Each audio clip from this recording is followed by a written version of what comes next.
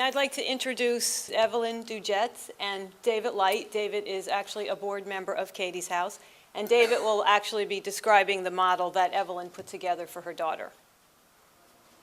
On behalf of Katie's House, I'd like to thank everybody for letting us speak today. I'm helping Evelyn out to speak for Katie's House. Evelyn has been a longtime friend of my family, and my father and her worked together in a previous 501c3 life of their life. And Evelyn has been an incredible integral factor in my life in realizing that my career would be dedicated towards working with special needs families as a special needs advisor. We're here to talk about Katie's House, though, and when thinking about housing for adults, Evelyn put together, as the good executive director she is, a very good summary of Katie's House for me to read to everyone.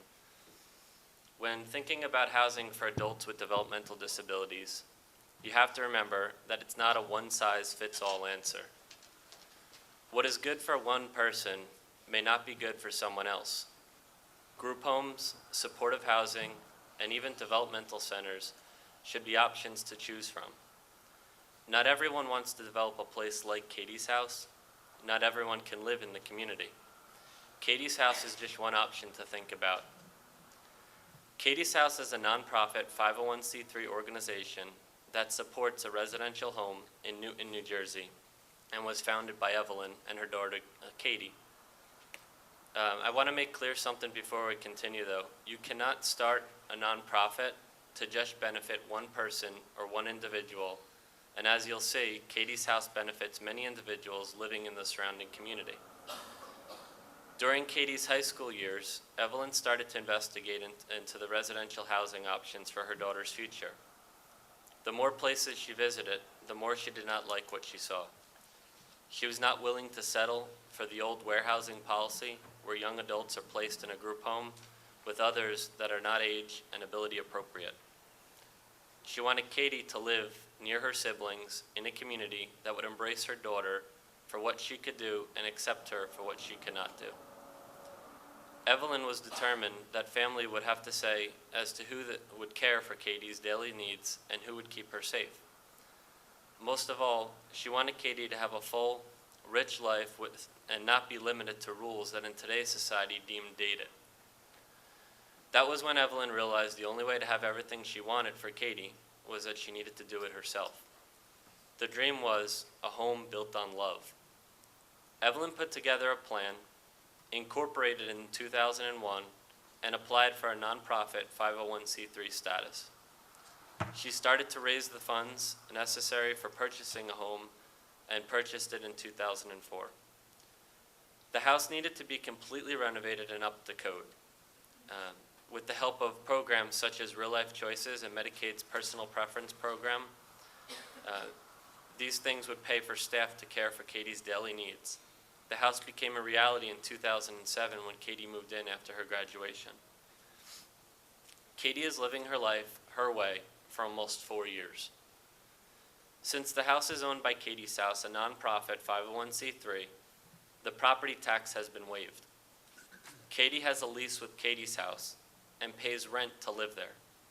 Evelyn applied for SRAP for Katie to help with that expense, along with food stamps, utility assistance. Katie also contributes to the household expenses from her Social Security. In the beginning, Katie's House had staff working 3 shifts, but Evelyn realized it was difficult with an 11 p.m. to 8 a.m. shift because staff would call in sick or if there was bad weather. That shift was hard to get someone else to cover. She decided one staff person had to be a full-time live-in. This live-in would get free room and free board and paid approximately 25 hours per week for the evening hours of her work there or his work there. The live-in would not be paid from 1 a.m. to about 7 a.m. The live-in could have another job during the day, and the live-in would have weekends off. This has worked out very well for Evelyn and Katie's House. Within a few months after Katie moved into the house, Evelyn realized that even though Katie was well cared for in her home, it still did not make for a complete and full life. Activities for young adults, as many of us know, were few and far between.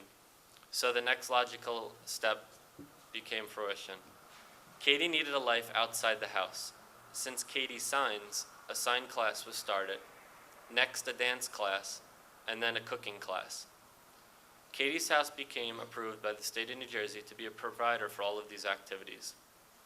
Wanting to fill up the evenings, Katie's House started a friendship group that meets every Friday for different activities, from things like movies, dinner in restaurants, miniature golf, bowling, pottery, laser tag, and just a couple to name a few.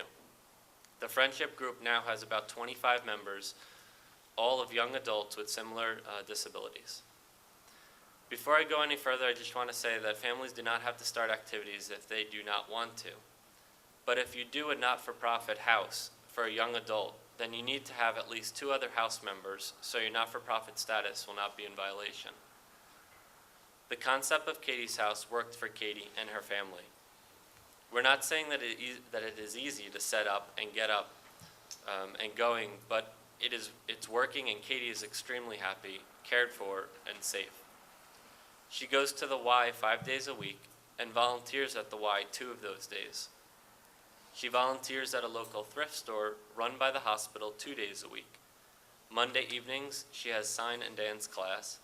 Tuesday evening, she usually has a friend or two come over for dinner.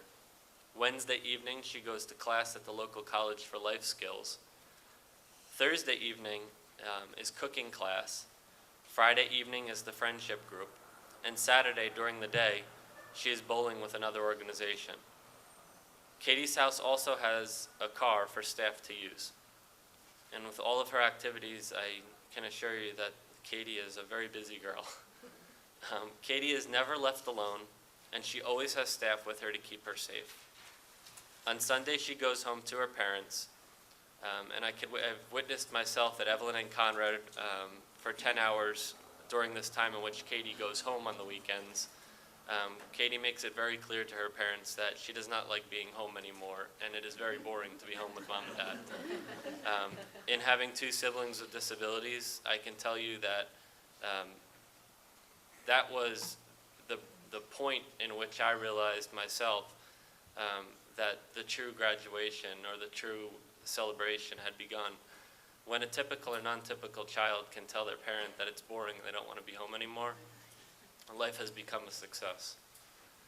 Katie's House provides information to help parents of young adults with developmental disabilities understand their options for independent living and housing.